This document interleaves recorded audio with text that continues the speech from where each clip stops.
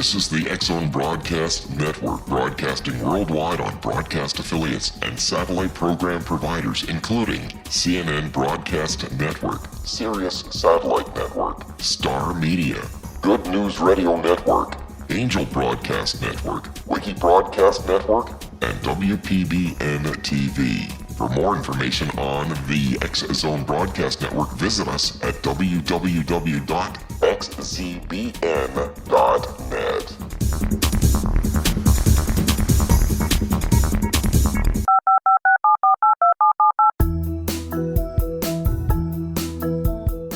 Did you know that when you're on the road with limited data or Wi-Fi, you can still listen to the X-Zone Radio Show with Rob McConnell, The Science of Magic with Gwilda Wiyaka, X-1, Dimension X, Space Patrol, and every minute of the X-Zone Broadcast Network by calling 213-401-0080, courtesy of Audio Now. No smartphone, app, or internet needed. It saves your data plan and it's free if you have unlimited minutes. Call 213-401-0080 to listen on any phone, anytime, anywhere. Remember 213-401-0080 for the best of the paranormal, parapsychology, and sci-fi radio programming anywhere, 24/7, 365. And welcome back to the X-Zone, everyone. My name is Rob McConnell, coming to you from our studio in Hamilton, Ontario, Canada. Worldwide toll-free, 1-800-610-7035. Email xzone@xzoneradiotv.com. On MSN Messenger, xzoneradiotv@hotmail.com. And our website, www.xzoneradiotv.com. X-Zone Nation, my guest this hour is Len Kasten. And Len is a New Age researcher and freelance writer. He has been involved in UFO ET research for over 25 years. He is a former member of the National Investigation Committee on Aerial Phenomena, NICAP, and the Mutual UFO Network, MUFON, and he is the president of the American Philosopher Society. He has been a feature writer for Atlantis Rising magazine for 14 years with 52 published articles. And he lives in Casa Grande, Arizona. And Len, I want to thank you very much for joining us tonight here on the X-Zone. Welcome. My pleasure, Rob. Tell me, Len, how did you first become interested in UFOs and ETs? Well, I had an experience while I was in the Air Force that I think it got me into it, but it got buried in my subconscious. I didn't even realize it myself. I sighted a UFO from my barracks window in the Air Force, and at 3 o'clock in the morning, I ran to the window, just in time to see it go by. And in fact, I pressed my face to the window and watched it disappear out over the Gulf of Mexico. And shortly thereafter, I got very sick with flu-like symptoms, which, as you may know, is a sure sign of being abducted. Yeah. So evidently, that's what happened. And that got buried in my mind, and next thing I knew, I was joining NICAP a few years later, and then MUFON, and I was obsessed with the subject from that point on. How did you have any trace evidence of your abduction? None whatsoever, but the next morning, the tower operators told me that I should go report it to the UFO office on the base. I had never heard of a UFO. I didn't know what it was. Right. And sure enough, I did find it, and there was a captain there with a multi-page questionnaire. So I knew this was serious, and he wasn't at all rocked by my estimates of the speed, which turned out to be about 18,000 miles an hour, roughly. That didn't faze him at all. What year was this? In what year did this happen? That was in the late 50s. Wow. And whereabouts in the United States was this base where you actually saw the UFO? That was at Eglin Air Force Base in Florida, northern Florida. It was about 1,000 feet away, and it was almost at eye level, and it was glowing gold, green phosphorescence, and silent. Did anyone else on the base see the same sighting as you did? Yeah, they had 4 UFOs on the radar that night hovering over the end of the runway. That's what that's what motivated me to go tell Wow. my story to the UFO office, because what I saw was coming from the end of the runway. Len, stand by. What's that? Len, stand by. You and I have to take a 2-minute commercial break. We'll be right back. Exonation. Len Kasten is our special guest. He is the author of The Secret History of Extraterrestrials, Advanced Technology, and the Coming New Race. His website, www.et-secrethistory.com. That's www.et-secrethistory.com.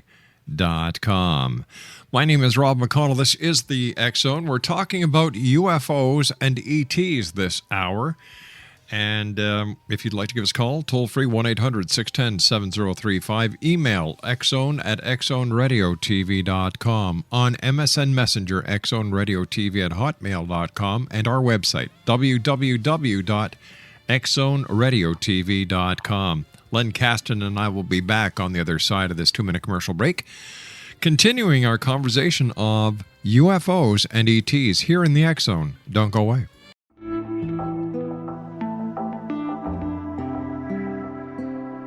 Take a step back in time and discover old Florida cuisine at Marsh Landing Restaurant in Fellsmere. Enjoy delicacies such as frog legs, gator tail, catfish, and swamp cabbage, or enjoy the more traditional cuisine like hand-cut Angus steaks, ribs, and seafood. Join us for breakfast with a southern flair featuring sweet potato pancakes, biscuits and gravy, and much more. Planning a party? Marsh Landing's private dining room can accommodate groups from 8 to 80 people. While you're visiting, enjoy the historic pictures, artifacts, and stories that line the walls. Marsh Landing is truly a unique experience. Marsh Landing Restaurant, 44 North Broadway in historic Fellsmere, or visit marshlandingrestaurant.com. Marsh Landing, old Florida cuisine at its best.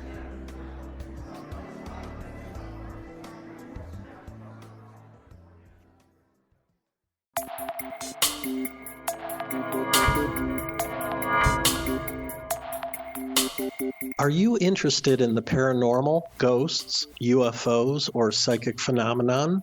Join me, Tim Bartley, co-host of Talking to Spirits with Lightworkers Tim and Justina, coming mid-January 2017 to the XZBN. We will channel spirits live and talk to them, revealing all kinds of amazing information. Spiritual attachments will be found and removed on the show, and so much more. To find out when you can listen to Talking to Spirits with Lightworkers Tim and Justina, visit www.xzbn.net for listeners on both sides of the veil.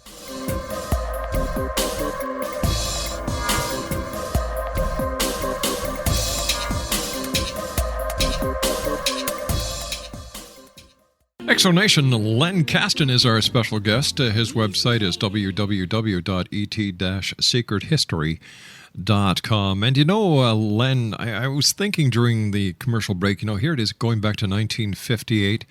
You're on an Air Force base. You see a UFO at the end of the runway. You go and make a report, finding out that the air traffic center was actually targeting 4 UFOs. You go to a UFO office on base, and you're given this multiple-page questionnaire by a captain, and you start suffering with the flu-like symptoms that we've heard from other people who have had abduction experiences. Looking back to 1958, how does that make you feel? What do you think about when you think about that day? And have you had either sightings or contact with aliens since then? Well, it took me a long time to realize what happened. It took years, but while I was in the Air Force, we were right near the beach, and we used to go out to the beach at night. Mm-hmm. And I would lay on the blanket looking up, and I could see them going out over the Gulf of Mexico, a lot of them. So it wasn't that unusual. Eglin is an experimental Air Force base, and by the way, that's where the Jimmy Doolittle pilots were trained for their mission over Tokyo. Now, back in 42. Is that anywhere near Gulf Breeze? Yes, it is. Not far at all. All right, because do you think there's a connection between your sightings and the Gulf Breeze sightings? Could very well be. I'm not sure, but it's probably about 30 miles away. We used to go to Gulf Breeze. We used to go to Pensacola for recreation. So, right near there, yeah. What kind of questions were you answering in the questionnaire that the captain in the UFO office gave you? Where did you first see it? Where did you see it disappear? How much time elapsed? What color was it? What sound did it make? All the stuff that you would expect. Was this office part of Project Blue Book? Undoubtedly it was, because 58 would have put it squarely right at that point, yes. So he was probably a Blue Book representative. That's my guess now, as I look back on it. So tell me, once again, this event happened in 1958. Here we are in the year 2010. Is it your opinion that somehow it was your UFO experience that motivated your interest in metaphysics? I have no doubt about it, because I became obsessed with metaphysics to the point where I would haunt the library at Virginia Beach, the Casey Library, which you may know is probably the second only to the Philosophical Research Society in L.A. It's a huge library, and that's all I did. I'd go there day after day and read whatever I could. So there must have been a connection, because while I had majored in psychology in college, right. This was this would be a strange offshoot for me, so it wasn't expected. Have you had experiences, sightings, missing time since 1958 when it comes to UFOs or ETs? No, but several people that I know have. In Connecticut, while I was living in Connecticut, I knew several people. I knew a lot of the UFO people in Connecticut, Betty Andreessen, Luca, Tony Gonzalez. There was a whole bunch of them there. John White, Larry Fawcett. We were sort of a little group there, and a lot of people were having those experiences, especially Betty Andreessen Luca, whom you may have heard of. She was the subject of the book The Andreessen Affair by Raymond Fowler. During your research of the UFO ET phenomenon and the people that you met, is there a common thread?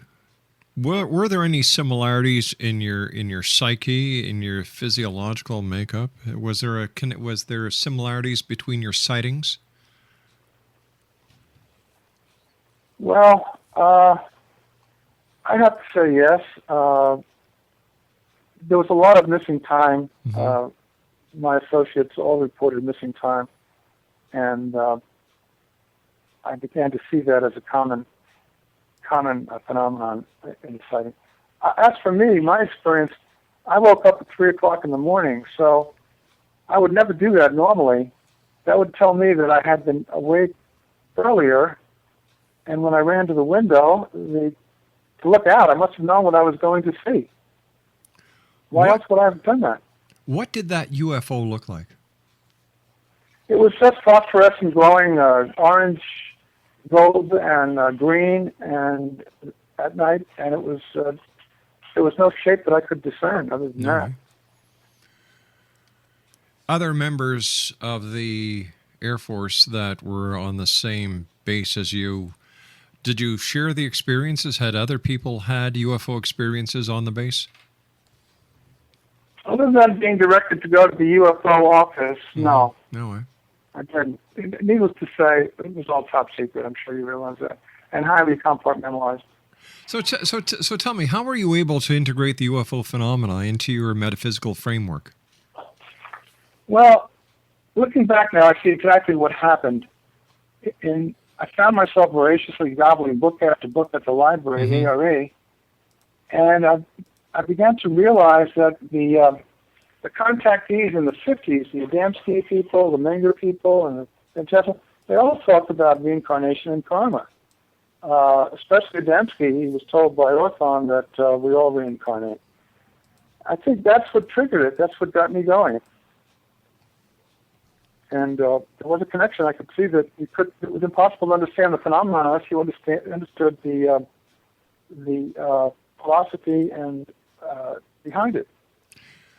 Evidently, they knew a lot more about our spiritual nature than I did. So do you think that these UFOs and the ETs, the occupants of these UFOs, are actually communicating with us or touching us at our very spiritual basis? I think so, but don't forget that there are roughly 40 different species interacting with us. I think they cover the gamut, and some are good and helpful, some are not, and they're not all of the same ilk. What do you think understand that. What do you think their purpose is? Well, from what I can understand from Robert Dean, have you heard of Robert O. Dean? Sure. From what I can understand, they have been studying us for thousands of years. It's clear that if they have the ability to get here, that they're going to look at us like a bug under a microscope. Why not? Do you think that the governments of the world are suppressing this information? And if yes, why?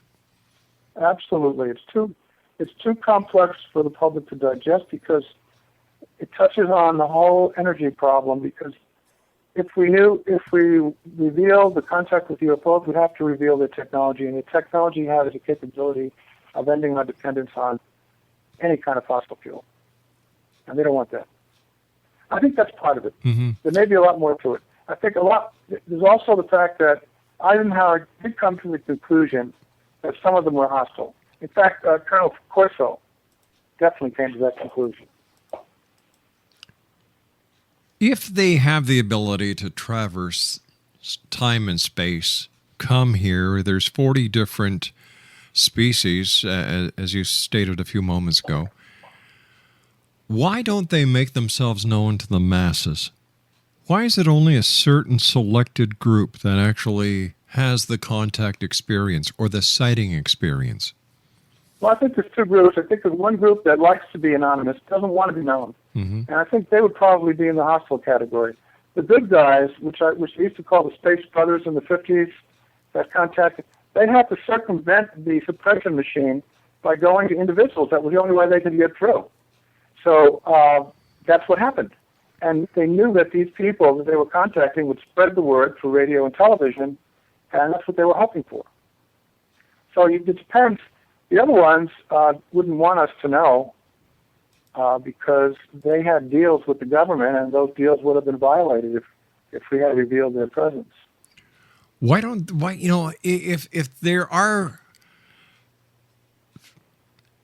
If there are groups of the aliens who want the public to know about it, why don't they just make a massive landing or do something that cannot be denied? There's no point in it because probably 60% or 70% of the population would just go back to work the next morning and would go back to their worries about romance and money and health, and that would be it. So they have to accomplish a very complicated agenda, which I believe that's what they're trying to do. And it's a long-term agenda. And I think they are going to appear en masse very soon because that's part of their agenda. And it's a very old agenda that's revealing themselves to us. The plan goes back a long way. Do you think they pose a threat to the safety of this planet? Well, look, I think we've got two groups here. We do have good guys and bad guys. Mm-hmm. This is in my book. I made that point. I think the bad guys were lined up with Hitler and the Nazis. The good guys were lined up with us and with the Allies. And in my book, I do make the claim, which I believe is probably rather sensational, that there was a lot of interference in World War II. And so, in other words, the war in heaven came down to earth. That's what happened. So it's the historical fight between good and evil. Well, if you look at it that way, yeah. All right, stand by. You and I have to take our news break. Don't go away. Len Kasten is our guest, Exonation, www.et-secrethistory.com. And Len is the author of The Secret History of Extraterrestrials, Advanced Technology, and the Coming New Race. My name is Rob McConnell. This is The X Zone, a place where people dare to believe and dare to be heard Monday through Friday from 10 p.m. Eastern until 2 a.m. Eastern on the Talkstar Radio Network, X Zone Broadcast Network, Star Cable, and X Zone TV, and our fine family of broadcast affiliates around the world. 1-800-610-7035, worldwide toll-free. Email xzone@xzoneradiotv.com, on MSN Messenger, xzoneradiotv, at hotmail.com, and my website, www.xzoneradiotv.com. xzoneradiotv.com. This is the X-Zone Broadcast Network, broadcasting worldwide on broadcast affiliates and satellite program providers, including CNN Broadcast Network, Sirius Satellite Network, Star Media, Good News Radio Network, Angel Broadcast Network, Wiki Broadcast Network, and WPBN TV. For more information on the X-Zone Broadcast Network, visit us at www.xzbn.net.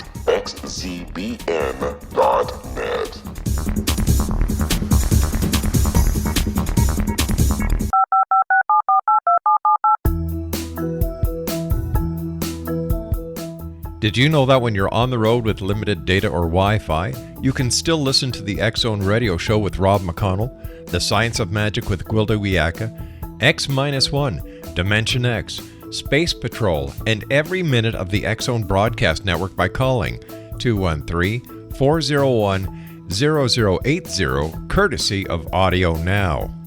No smartphone, app, or internet needed. It saves your data plan and it's free if you have unlimited minutes. Call 213-401-0080 to listen on any phone, anytime, anywhere. Remember 213-401-0080 for the best of the paranormal, parapsychology, and sci-fi radio programming anywhere, 24/7, 365. Exonation Len Kasten is our guest, www.et-secrethistory.com. And Len, first of all, thanks very much for joining us. Great having you with us. It's my pleasure. ETs, UFOs, it seems that more and more people are looking up to the skies these days. And why do you think so many people are interested in UFOs? Well, to me, it's become clear, abundantly clear, because one of the chapters in my book is about science fiction film. And the enthusiasm about science fiction film has to do with the fact that at a deep level, we all know that we come from the stars. And it's at a deep level that's been masked all these years, but that's the only explanation for why we love these science fiction films. It makes us understand our origins, because I believe, came from somewhere else. Do you think that there's a connection between the biblical stories of angels and Ezekiel's wheel to the UFO phenomenon that we're experiencing here in the 21st century? Absolutely, absolutely. Yeah, they had no other ways to express what they saw, so they made up these stories about wheels in the sky. But I'm convinced that definitely was the case, yeah. Why are they abducting people? Well, you have to go back to Roswell. According to Philip Corso in his book, the day after Roswell, human body parts were found on the craft. So that told him and told the Army that this was not something we wanted to just greet them with open arms. We have a whole new situation here. And Corso in his book says that on that morning of July 7th, we harvested them before they could harvest us. That was what he said in the book. So he believed right to the end they were hostile.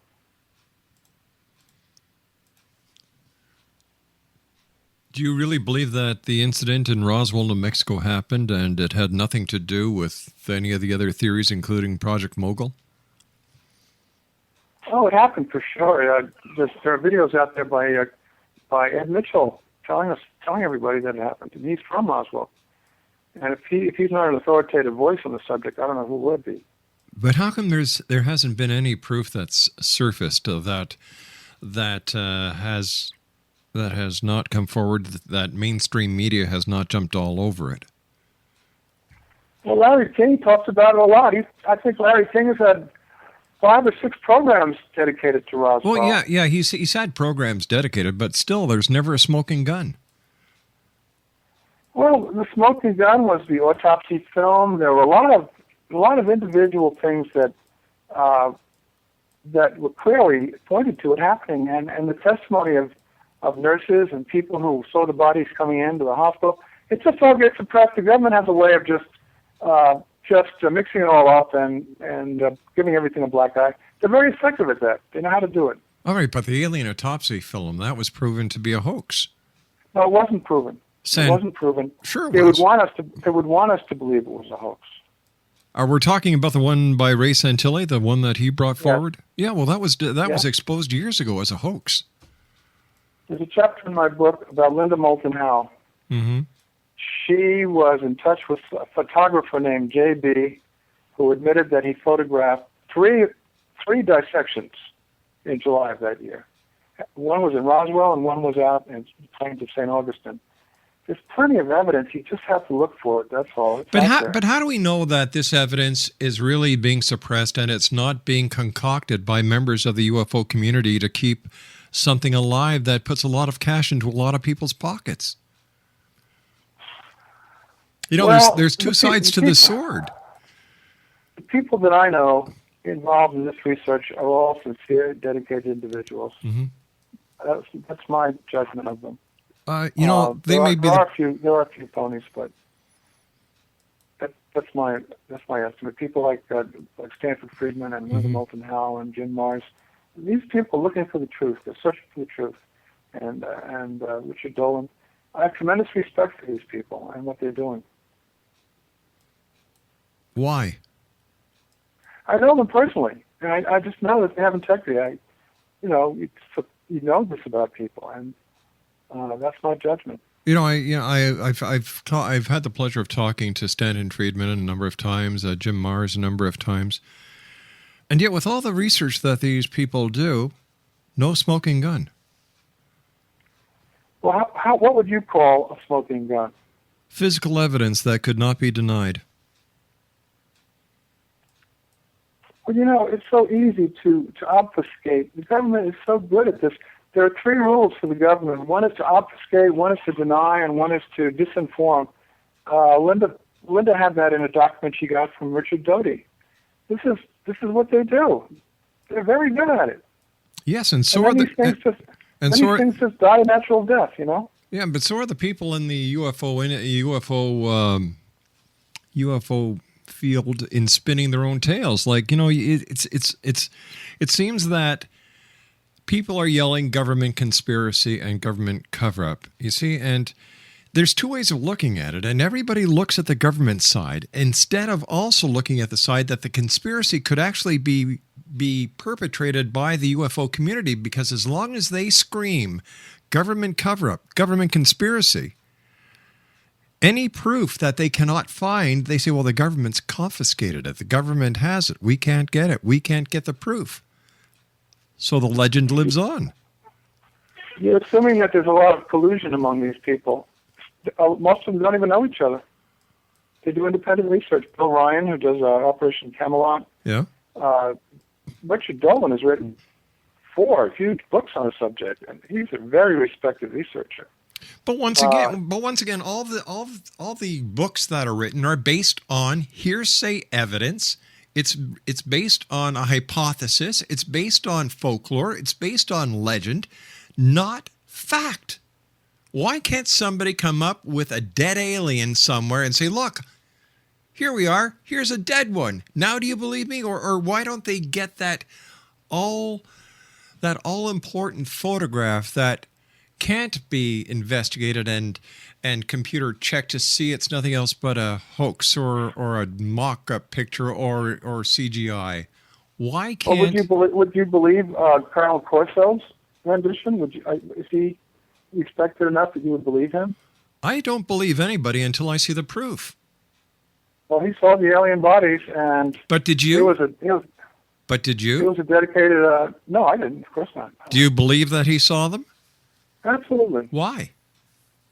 Because the man has such tremendous respect. He was in the Air Force. He was working under General Trudeau for many, many years. He had no axe to grind in this. Well, he wandered out before he died. He died shortly after the book was released. Why didn't he come forward sooner? Well, these guys were all under very, very stringent security oaths. I think you know that. And Jesse Marcel, who was at the center of the Roswell incident, it took him 30 years before he would talk about it to Stanton Friedman. 30 years. this was a man who was known to be extremely reliable when it came to secrecy. He had been involved in Operations Crossroads in the Pacific prior to this, and the generals knew they could trust him to keep people in on it. And so he did. But finally, before he died, like so many others, he came forward. Do you believe this story that Jesse Marcel told about the Roswell incident? Yes, I do. Then answer. His son verified it. Oh, well, then help me understand something here that has been bothering me from day one. And doing this show for 20 years with over 3,000 interviews, no one has been able to answer this question.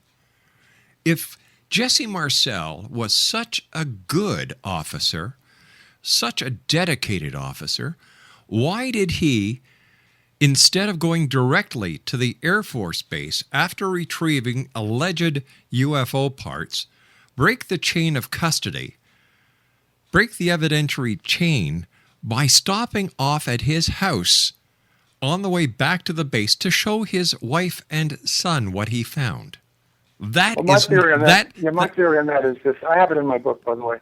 I interviewed his son, and I think what he did was he sat down and he copied the hieroglyphics that he found for later use. But why did he not do that in his office on the base? Why did he break the chain of command, which, according to the members of the military that I have spoken to, without mentioning this specific case, nullifies any of the testimony that this soldier would have made? His credibility is shot, gone, zip, zap. And yet everyone, when it comes to Roswell, takes this as credible, even though he broke the chain of evidence. Well, he broke it only in the sense that he revealed it to his wife and son. Is that what you mean? Well, instead of going from point A to point, that would just be like a police officer who goes on a homicide investigation, decides to take the gun home or the knife home and show his kid and his wife, let them handle it, and then go to the police station and log it in as evidence. The chain of custody has been broken. You know, some subjects are so big, and this was one of them, and he knew that there was history involved here, and that's why he did it. And after all, Colonel House told him to report it as a UFO. So he felt that he was not really, felt he was doing what he needed to do for history. Oh, by breaking the rules and regulations of the United States government, because he thought that this was going to be of historical significance. That gave him the right as a member of the military under oath to break the law, to break the rules, and just because I'm not sure that any secrecy was imposed on him at that point. Well, he was a member of the United. All he did was obey the orders to go out and gather the debris and bring it over to the base. I don't think anybody perhaps told him that it was top secret. Did anybody tell him to? Is it a common occurrence within the United States Army, Air Force to go get debris, bring it home, and then go back to the base? Why didn't he just go back to the base after collecting the debris? And as I said, as a witness to history, he at least wanted two witnesses. That would be his wife and his son, two people who he knew would never reveal anything. Well, isn't that called collusion? You might call it that. He kept quiet for 30 years after that. So why did he decide to talk? How much money did he make from it? You'd have to ask Stanton Friedman that, because Stanton Friedman was able to get the interview. And my feeling is that he just felt that he was going to die soon, like the others, and wanted it out. He felt it was important enough for humanity to do this. Okay, that's my opinion. So just because he thought it was important for humanity, that gave him the right to do something that is, in the eyes of the military, wrong.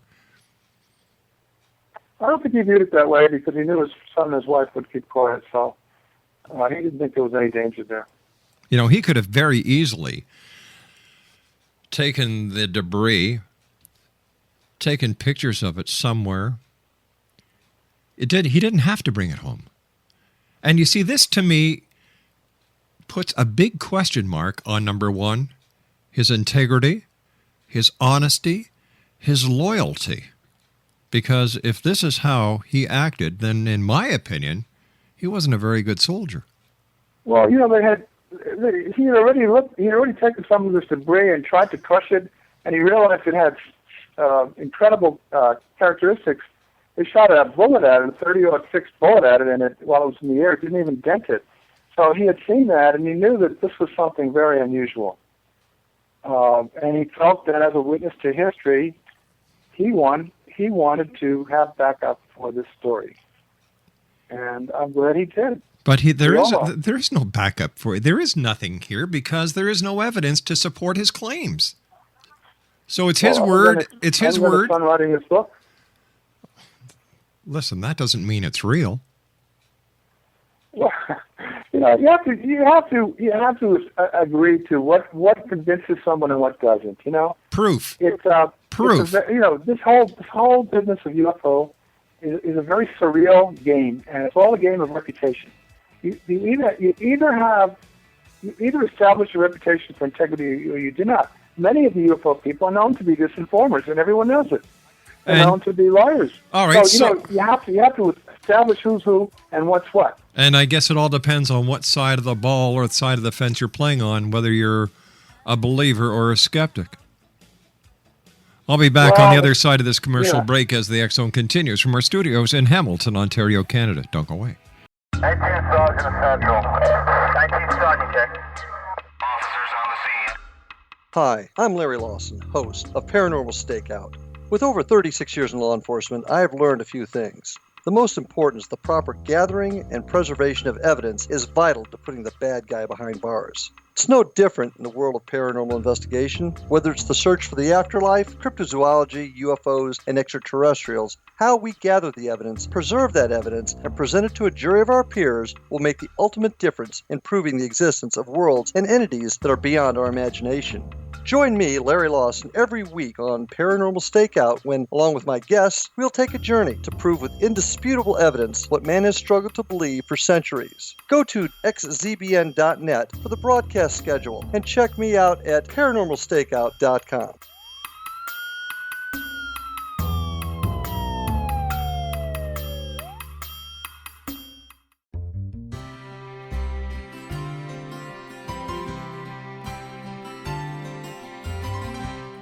True healing must address 4 levels: physical, emotional, mental, and spiritual, for us to live joyful and productive lives. We tend to treat 3 of the 4, leaving the spiritual languishing. If you're tired of the same dysfunctional patterns cropping up in your life, Soul Balancing is for you.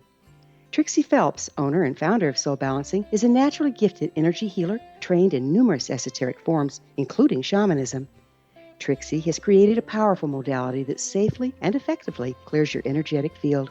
A soul balancing session can remove interference, heal trauma, and restore your hope. Contact Trixie for a life-changing long-distance session today. www.soulbalancing.world.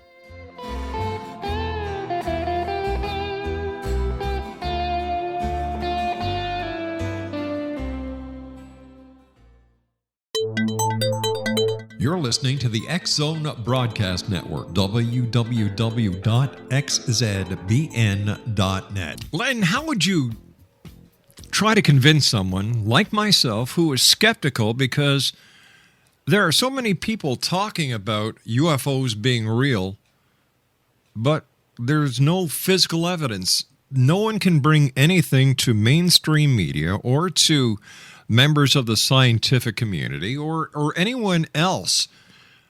And it's come to the point where people just don't believe in them anymore. Listen, Len, we've got to say so long for tonight. We've run out of time. I want to thank you so much for joining us. Continued success. And I guess the only thing we can do is keep on keeping our eyes to the sky. Because, I really don't believe it. I really don't believe it. There is no evidence. And you know what? Over the past, what is it? What's it been? nearly an hour. I'm not convinced. I'm really not convinced that, based on what you've told me, that aliens are real. We've got all this hearsay. We've got these different members of the military who are coming out saying these things that they cannot prove. And I'll tell you something. It scares me to know that they are willing to break their oath just to try and get their 5 minutes of fame with the media. And as you can see, it's not working because mainstream media doesn't carry these UFO stories anymore because there's so much deception, dishonesty, and disinformation coming from the UFO community.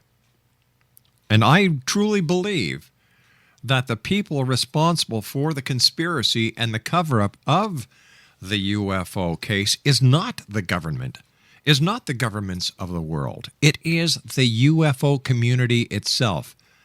Because once the information comes out, or even if it wasn't to come out, that, let's say President Obama called a press conference tomorrow. All the media shows up, and he says, listen, this is the truth. There are no UFOs. The UFO community would not believe him. Because once they accept that there are no UFOs, the UFO community needs the government conspiracy angle to keep their game alive. My name is Rob McConnell. This is the X-Zone. I'll be back on the other side of this news break at 6.5 minutes past the hour as we continue live and around the world from our studios in Hamilton, Ontario, Canada. And yes, as you can tell, another one bit the dust. When will they learn? Don't come on the radio if you're not prepared. It's that simple.